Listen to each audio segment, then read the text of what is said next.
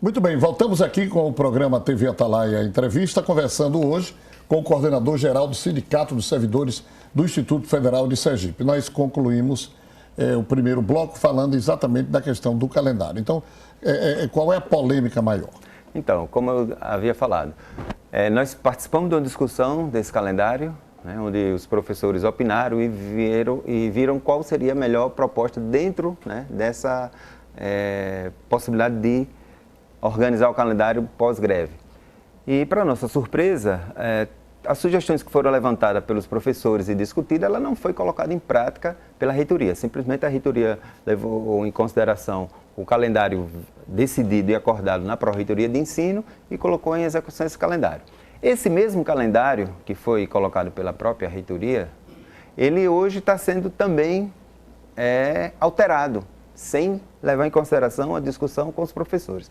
Então, a princípio, nós tínhamos as férias dos professores, elas foram parceladas em 3 vezes, justamente de acordo com o calendário, e a previsão que seria realizada agora as férias no mês de junho, né, na segunda quinzena de junho, ela, para nossa surpresa, final do mês passado, foi, né, colocada a possibilidade de ser alterado esse calendário, levando em consideração que o calendário justificativa da reitoria tem que ser uniforme para todos os campi e que por isso o calendário estava de novo sendo alterado.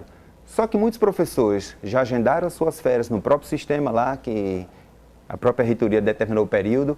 Muitos professores já têm agenda marcada de viagem, porque foi o calendário colocado inicialmente para a gente. E mesmo assim, a reitoria está intransigente em não aceitar a manutenção do calendário. A questão o nosso instituto, nós temos hoje vários campos, né, nos mais diversos municípios, e nem todos os campos eles estão com calendário uniforme, porque teve campos que começaram a funcionar após o calendário já começar, tem campos que já vêm numa dinâmica com o seu próprio calendário de acordo com a sua própria realidade, e que, portanto, não há, nesse momento, condições de ter um calendário unificado para todo o instituto.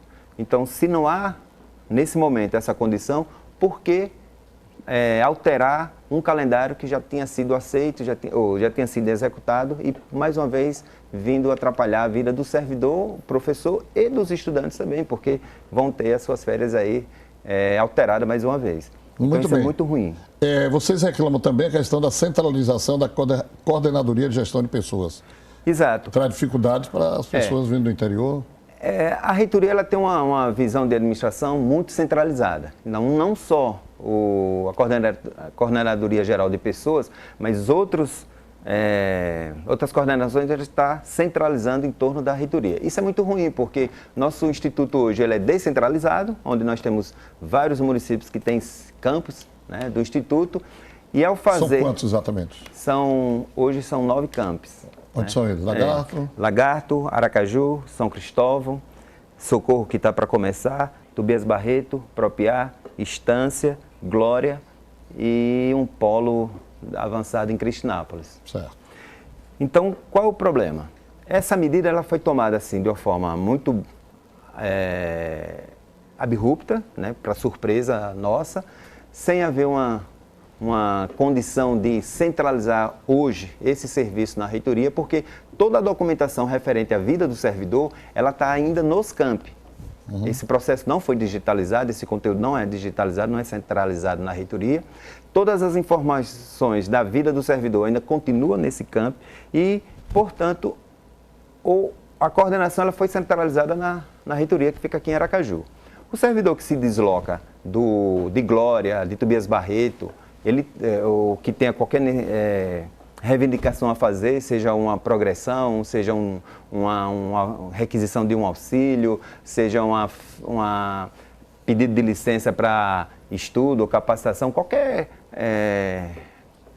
iniciativa do servidor com relação ao setor pessoal, ela necessariamente agora ele tem que vir para Aracaju, requerer e ficar acompanhando isso diretamente. Isso é ruim porque termina dificultando o acesso do servidor às suas reivindicações, o deslocamento desse servidor que faz com que ele saia de lá desse interior e venha para cá, e que muitas vezes esse tempo que é deslocado do interior para cá, ele não é contado como hora trabalhada. porque na própria regulamentação do ponto do servidor administrativo, esse tempo de deslocamento, ele não é considerado como hora trabalhada. E é uma situação provocada pela Pró-Reitoria.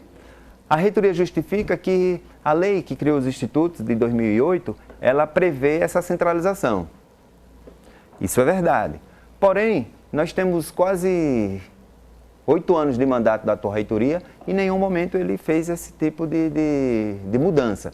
Ela poderia até haver, se fosse o caso, desde que ela fosse discutida, desde que ela fosse planejada, desde que ela realmente não causasse tantos atropelos ao servidor, porque enquanto o servidor tem sua vida funcional toda registrada no seu campus de origem, a reitoria, para atender esse pedido, tem que se reportar a esse campus.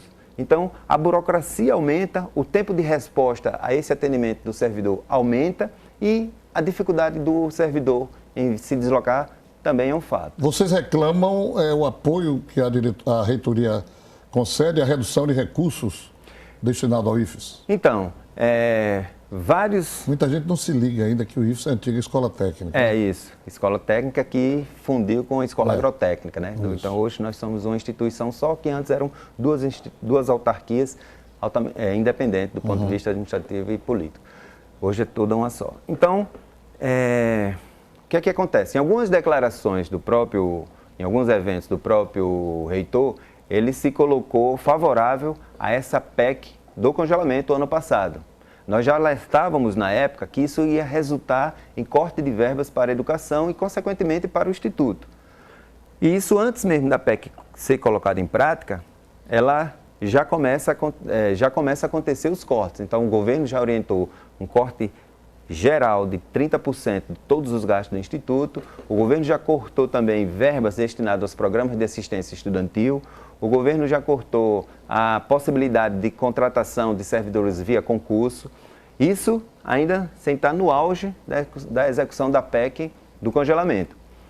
E mais recentemente, que foi esse corte de 30%, como você mencionou, o reitor simplesmente acatou e fez desse corte uma execução simplesmente sem questionar, sem levar em consideração as consequências para o funcionamento do Instituto, para a manutenção da qualidade do ensino, com esse corte. Muitos reitores e diretores de campus fizeram críticas, né? Fizeram questionamento a esse corte, alertaram que a possibilidade desse corte em dificultar a aquisição de equipamentos, material de consumo, material de laboratório, viagens técnicas foram suspensas, dias de campo, participação em eventos, congressos, seminários, tudo isso estão suspensos justamente por conta desses cortes. Então, ao apoiar, né, a PEC do congelamento, ao não fazer uma crítica de conteúdo com relação a esses cortes generalizados nas verbas do Instituto, a gente, por dedução, avalia que há um apoio político, há uma, vamos dizer assim, sintonia, né, de ideia nessas medidas que está vindo de lá, que é ruim. Eu acho que é ruim. Não significa dizer que vai desobedecer a ordem vinda do MEC, mas também acatar sem um questionamento, sem criar uma pressão política para que o MEC entenda que esses cortes só prejudicam o funcionamento e a qualidade do ensino, também é uma forma de aderir a essa proposta. Então, e as obras que a gente observa lá na sede? Então, as obras também estão paralisadas, não? Estão, em alguns campos elas estão, né? No caso, diretamente aqui da Aracaju. Da Aracaju, ela está em ritmo quase de paralisada, porque inclusive houve, por conta desse corte, redefinição na proposta do projeto inicial, que ali será a reitoria e mais uns anexos e umas estruturas do campus Aracaju, que é a antiga escola técnica. Então, elas também já foram atingidas com esse corte de 30%. E as demais que estão sofrendo obras também? Tem alguns campos que estão em construção, em criação, né, em expansão.